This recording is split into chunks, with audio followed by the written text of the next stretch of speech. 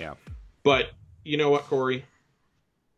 We're gonna take a trip somewhere that we haven't spent a lot of time at lately on the show. Let's do it.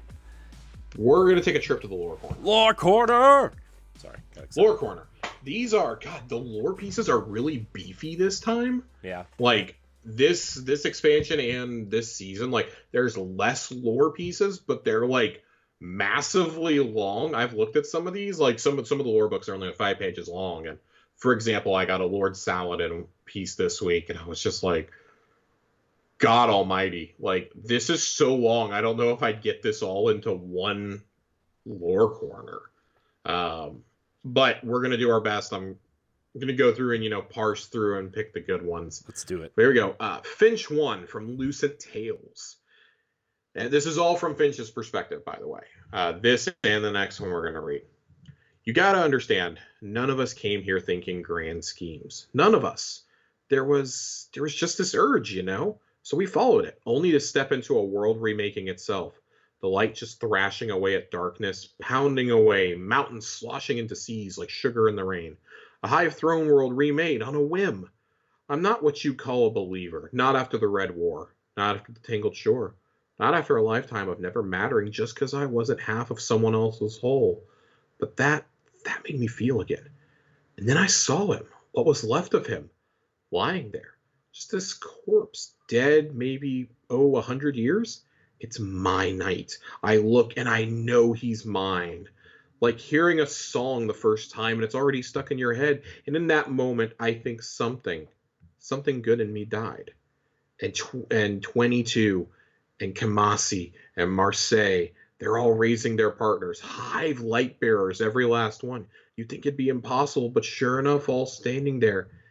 Ely, Quasit, Hatcher, everyone's finding their purpose. There's Hive to the left of me, Hive to the right. I'm buried in them. And the whole time, every ghost I ever knew is shouting, telling me, this is the Traveler's plan. Who are you to question it? And I thought, maybe they're right. Maybe I could see the light scouring a whole world right in front of me. Maybe this was some kind of turning point for the Hive. Knowing your creator chose you to remake an entire species, you'd make some bad choices too. So I shared my light. Who wouldn't? A couple hundred of your closest friends bearing down on you and a Hive shredder waiting if you say no. I shared and reached into him, touched something deep, and what he offered back, it wasn't light or dark. It was cold. It was wrong. And I knew it would fill up whatever empty cracks in me the light had left behind, and I chose to make it part of me, to be half of his whole. I chose to share my soul with a monster. And the thing is, you can't just be part monster. And number 2. Oh, no. Why of all things did you make me do this? The Hive certainly weren't perfect. Actually, let's not mince words. They were straight up evil. But I gave you a part of me. I let you make me worse just so I could make you better. You were supposed to understand you were the only one who ever could. Why wouldn't you? Yeah, so really, this is your fault, not mine. I know. You don't want to be dead. I know that. You think I don't know that? I watched you shoot a guardian and her ghost dead. All because I could hear you in the back of my mind needing me to bring you back. And I listened to the others, then to you. To everyone except myself. I didn't expect miracles, but I expected something. Yes, you're dead now, and I can hear you, but I can't. Don't you get it? I just can't. I'm not going to be the trigger man anymore. I'm not going to sacrifice humanity on your personal altar. You're not worth it. You're not worthy. And you never were you? Why does Savathun have the light? I should have asked why a long time ago. None of us did at the time, but I should have. We both know this wasn't right. Look, I've got no faith left in the Traveler, but I know it. It wouldn't give me a monster and say, make him a god. No, we both know this wasn't right. Was it pity? Optimism? Maybe. Maybe it's just the obvious. I mean, Hive don't accept gifts. They take. Maybe the Traveler was tricked. The end of some long con. The Traveler isn't just some dumb orb ripe for gifting. Gaul found that out the hard way. There's got to be more to it. I have to dig deeper. And if joining you damned me, well, hell sounds like a good place to start. I'll find out how she did it. And I don't care how much you try to change my mind. You're staying dead, you hear me? You made me a monster, remember? You don't get to cry about it when I act like one. This is a radically different Fynch than we see in the campaign. Yeah. And I think this is kind of a jumping off point for the story arc that he's going to go through. In the campaign and in the interactions in the throne world, he's quite whimsical. Yeah. Honestly, he's straight up giddy that we told Rourke. He is straight up giddy about it. Mm-hmm. He's like, oh man, he's been a pain in her side for eons. And you just walked in there like it was nothing. He's so happy that you're cleaning up the throne world and he gets to be friends with you. It's the Sagira interactions we never got. Mm-hmm. It's what could have been with Sagira, and we never got that. It's what could have been with some of these other ghosts, with maybe Zathala's ghost, or with Geppetto, or somebody like that. And instead, we're seeing that the ghosts have feelings. They're not just simple little machines created by the Traveler. They straight up have feelings. They have emotions too. Yeah. So often the ghosts are relegated to being, at best, extremely minor footnotes in the story. But for as important as they are, our ghost is really our ghost, Sagira, Geppetto's gotten a little bit, Sundance got a little bit. That's really about it.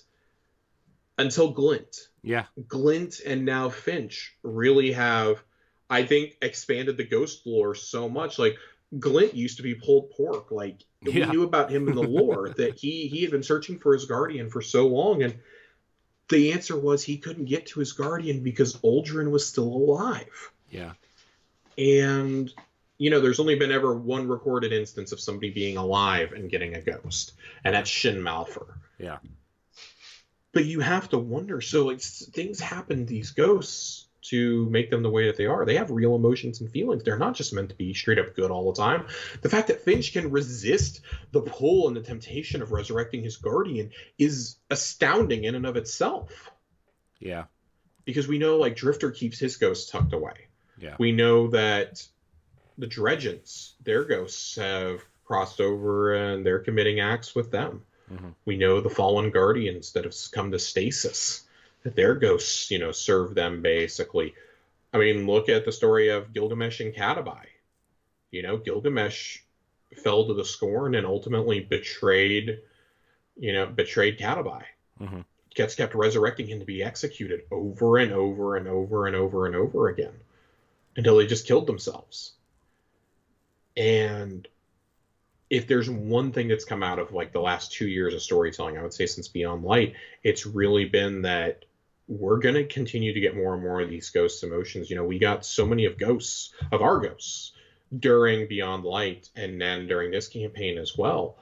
And the things that, that ghost is shouting, you killed my friends. It's a little goofy, but it's true. Like and then you have Sabathiel's ghost on the other side of all this. You have Imaru, and surely he's going to be one of the final tales, if not the final one. It'll be from his perspective. Right. But Fynch makes a comment that guy's always been a jerk. He used to go by a different name, but he's always been a jerk, basically. Mm-hmm. Yeah. Fynch and Argos both knew him. And he's always kind of been an asshole.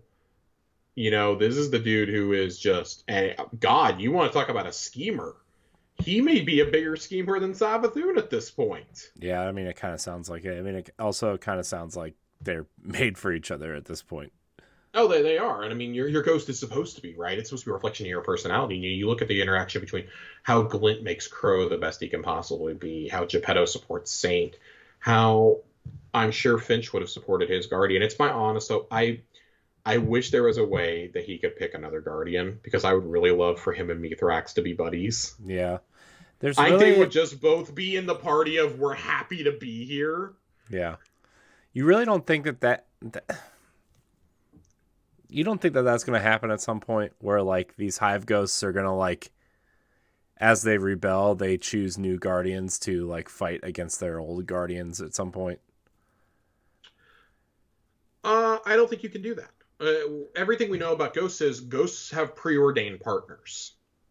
And we don't exactly know what else goes into that. The only ghost been able to pick another partner was Jaren Ward's ghost, who chose Shen. And we kind of get the implication that maybe you can res the wrong person. But that's never really been explored beyond just kind of a fleeting thought. And I think that's going to be an interesting topic for us to keep in the back of our minds as we head towards Lightfall, is can a ghost change their allegiance? Yeah. We see here that a ghost is straight up refusing to resurrect their guardian. That's really the first instance I think we've ever had of that. Yeah, I mean, like, what if Finch leads like a rebellion of hive ghosts? Right? I mean, what if they do that? What if he does that? I mean, I know that's kind of funny to think about, but like, what if he leads a rebellion of hive ghosts to find, guardian like beings that deserve the light instead of the hive, I would like that. I just don't. Again, like as long as it's handled correctly, I wouldn't mind seeing something like that. I could definitely see it being a plausible plot point down the line. But I think the humanity of the ghosts and the character of the ghosts, like what do they represent? If you consider the three main ghosts we really have in the story at this point, and Sagira is still impacting the story, so I'd really say the four key ghosts of the story are Ghost, Glint, Sagira, and Finch at this point. It feels almost natural that we would get probably you could probably add Imaru into that now, just because he's behind the scenes of so much, and we know that we're not done dealing with him yet. Yeah. I also wouldn't be shocked in a future storyline this year, and this is just me spitballing. I don't know anything. There's no leaks about it or anything like that. I wouldn't be shocked to see Geppetto take an actual like prominent role. Yeah. Geppetto's not super important in the lore, but if there was ever going to be another Jaren Ward Shin Malphur situation, it would be Geppetto going to Mithrax, I think. Yeah. If Saint decided he wanted to live like a mortal life with Osiris. Yeah. I could see that happening. But I think you would have to like expressly give your ghost to another. Yeah. And on top of that, the Traveler would have to decide them worthy. Like on top of everything, right? And then there's little doubt that the Elixni will be blessed at some point. The Traveler was above their planet, and then it fled because the darkness was encroaching. The Witness was coming, right? And that's what caused the Great Whirlwind, as they call it. So their version of the collapse is the Great Whirlwind, right? And we know like the Hive were originally supposed to be blessed. The Krill, at least, were supposed to be blessed on Fundament. So it feels pretty natural that at some point they're probably getting the light. I don't think the Cabal do. I don't think the Cabal ever will. No. If they do, I'd be pretty surprised.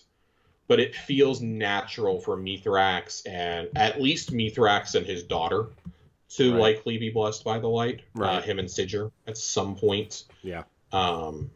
Likewise, wouldn't be completely shocked if Marasov gets killed and comes back as a Guardian eventually. Yeah. I think you can only use that card so many times, though, and doing it with Uldren, I think, would just undercut that. Yeah.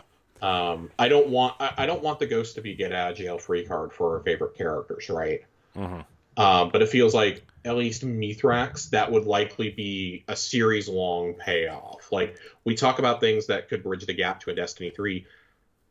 Maybe in like in the final expand when the final shape is over and everybody's kind of what's left of the Vanguard and their allies are reuniting. Saint gifts Geppetto to Mithrax, and Mithrax is reborn. He's already the head of the House of Light. What if I've spitballed this several times. What if it's us leaving the galaxy with Saint, Osiris, and Mithrax and Keitel's fleet, and we leave. We go back. We go to their respective homes. We find some technology when we beat the Witness's fleet that allows us to jump between systems at a moment's notice. Right. Maybe we take them and maybe maybe we take Crow and Drifter with us. I don't know. What if the Traveler is like some sort of like almost like a mass relay from Mass Effect? If there are other ones. Yeah, I mean, there's so many different possibilities that you could do, and I would absolutely love it. I'm okay. I'm okay with this. Like, there's so many different possibilities, and I think lore cards like this really open up just for us, look at how we started with this discussion, right? It was, could Glint ever choose, or could Finch ever choose a different Guardian? And we're spinballing this into, oh man, we're gonna board a shift with Drifter and Mithrax and leave the solar system. We're gonna go to Torabal. We're gonna go to We're gonna go to Rixus. Like, there's so many different things you can do here. And I'm just curious, like, how do you continue to do a compelling narrative without the forces of light and dark? Right. That's like, at its core, that's the most basic storytelling element, is the light side and the dark side, good versus evil. Mm-hmm. And just like, what's the next step? Like, are we gonna clean up more disciples? Like, and these are things like I'll be wondering for years. Yeah. Like, I'm excited to see where the story goes. I'm excited to see where Finch's story goes in particular. And I think this is gonna be something that we uncover either more throughout this lore book or more likely throughout the rest of this year. Like, I want him to be more involved in the storyline than Elsie was post Beyond Light. Right. Yes, we had the scenes with her and Anna when we were doing the stasis fragments and the stasis aspects, but then it just kind of like dropped off a cliff there, and we were kind of left with a cliffhanger. I want more. I'm selfish. I want more. I want Finch to be involved in some of the events of these seasons. Like, I want these seasons to be not just a continuation of Risen and, oh, we're building the Lightfall. I want it to be a continuation of what happened in the Witch Queen, rather than the seasons last year that largely ignored the events of Beyond Light. Yeah. We are at a point in this ongoing story where we cannot continue to ignore the expansions just because there's different teams. No, the narrative team is so in sync right now, judging by how Risen is spun directly out of the events of the Witch Queen. Right. I want us to keep going with that. I want to explore that. I want to see what happens with our I do allies. too. And, you know, when's the next chapter of, you know, the Splicer storyline? When's the next chapter of Rasputin? Like, that's something that's got to be squared away. Maybe if it's held off until Lightfall, I'd be surprised. But there's so many other storylines I think we have to address first before getting back to that. Rasputin's kind of the get out of jail free card. Right. So, but at the same time, like, the witness just kind of like flicked his wrist and silenced him, basically just destroyed him. Yeah. When he silenced Mars. So what happened? Like, we basically evacuated Anna with a flash drive.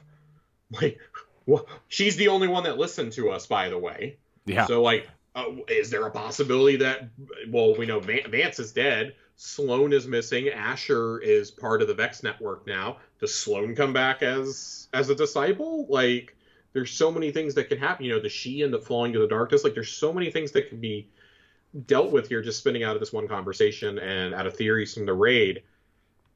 And we're going to unbox them all here in Lore Corner. Yeah. As we go through the season, we're probably going to focus a lot less on seasonal lore, just to be super clear. Like, if it's important, we will get to it. You know, like the Saladin storyline, I think, is especially compelling this season. Seems to be the main narrative. We'll do that. We'll do, you know, we kind of have another book of similar to things, Letters from the Front, that really catches up on the NPCs that may not be at the focal point of this season. I want to cover those, but I think it's really important that we talk about the kind of more hidden lore that you really have to go hunting for by doing activities or doing endgame activities, doing secret things. Because more often than not, that gives us a brief insight to what they may be planning for the next couple of years. And that's half the fun, I think, of an ongoing game, is trying to predict where we're going to go next. Right. So that is a very long lore corner completed. It's a good one, though. Yeah, I would say before we get on out of here, just you know, a note. I know normally by this point in a season or an expansion, we've had a lot of talk about the weapons. We haven't even covered anything outside of the exotics. I know. And it's just because there's so much content. It's not just surface level this time, and the season is worth experiencing, and all the lore and the raid lore and this and that. The current plan is probably the last episode of March will be when we do this. He doesn't know this yet, but I'm going to ask him to come join me. Our friend, our weapons master, our Crucible quartermaster, you could call him, A1 Johnny. I'm going to get him in here, and we're going to break down our favorite weapons. By then, everyone should have a suitable selection of roles 5 weeks in, from the Whirlpool, from the Wellspring, from the Throne World, from Trials, Iron Banner, the Raid, etc., etc., etc., all the exotics. We're going to break down, you know, some of our favorite perk combinations, the state of weapon crafting, which, i.e., it's not good. And we're gonna talk about what can be done to improve that, what can be done to improve weapon crafting, what can be done to improve drops, what are we really liking, what kind of combinations are we liking, how do you fit legacy gear in, things like that. So Captain, unless you have anything else to add, take us away. All right. Nothing.